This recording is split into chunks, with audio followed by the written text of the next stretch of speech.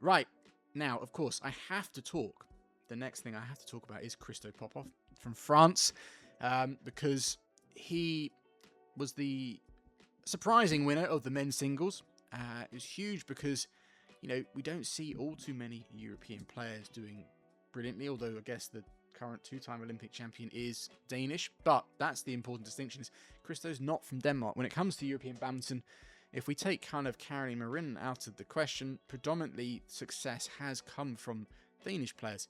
This time it's from France, and it's a big first for France because Christo's become the first French player to win any event at the World Tour Finals. Now, it was a huge win for him, and although the final was a shame because Xiu Qi obviously had an injury and he was impaired in his movement, that shouldn't take any way away from Christo's win, as I felt that I'll come to that final action a little bit, but en route he defeated so many decorated players. He defeated Anders Antonsen, currently the best European player in the men's singles. He defeated a former world champion, 3-time world finalist and Olympic silver medalist Kunle Bitesize. He beat Jonathan Christie, who before this tournament had been having a really good time of it, and he's a former Asian Games champion, All England champion. He beat Koda Naraka, a former world silver medalist, and obviously in the final beat Xiu Qi, who's the current world number 1 and world champion. So it's because of this, and him being pretty much the surprise of the tournament, that most questions I received on Instagram were about him, and this is kind of where I want to lead into the Q&A, because I want to answer 2 that I thought were the best. So these are the 2 questions. What do you think is the reason for Christo Popov's success? And the second was, how big was Christo Popov's win for the future of European badminton? So 2 questions. I really like them, so I want to answer them. For the first one, I think obviously when it comes to what's the main reason, there's going to be many factors. Obviously, you got Christo Popov is a very talented badminton player. He was a former world junior silver medalist, and that's also pretty rare when it comes to European badminton.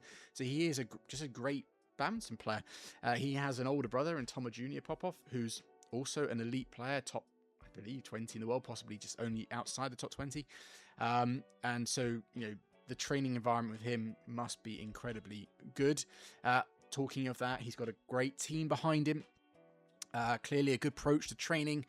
There's many factors in it, but in his gameplay, if we're just going to focus on his actual badminton, I think he's looked smoother in his footwork this year. I've mentioned this before, but his split step sometimes used to be a big jump.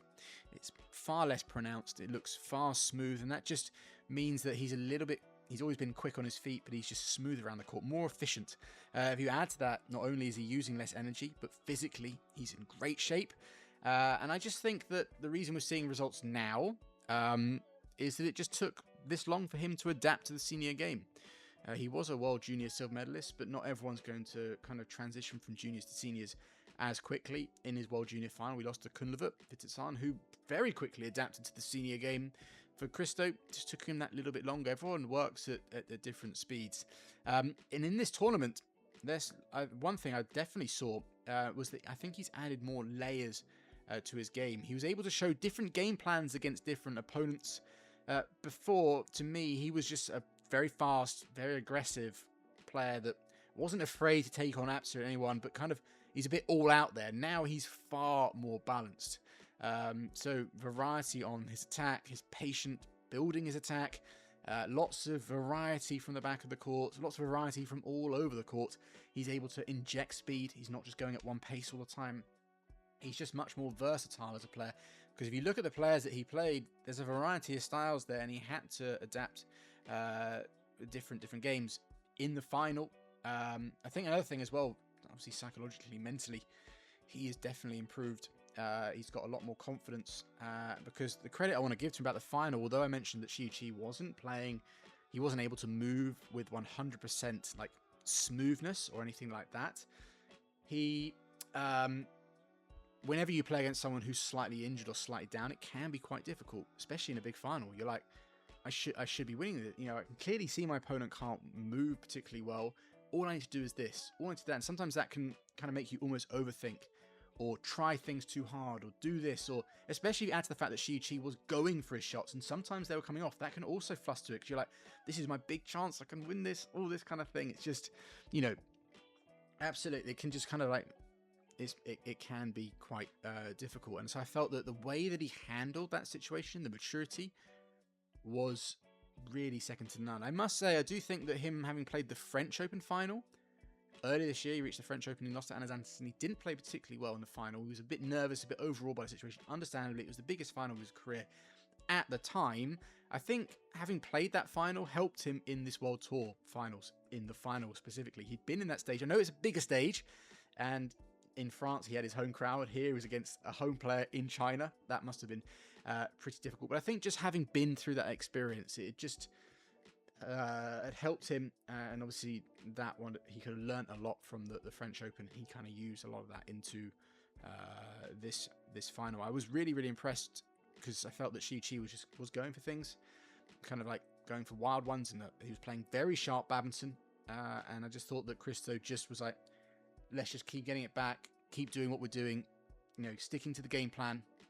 And that for me shows great maturity. Really, really good. So second question, the one about how big this win will be for the future of European badminton.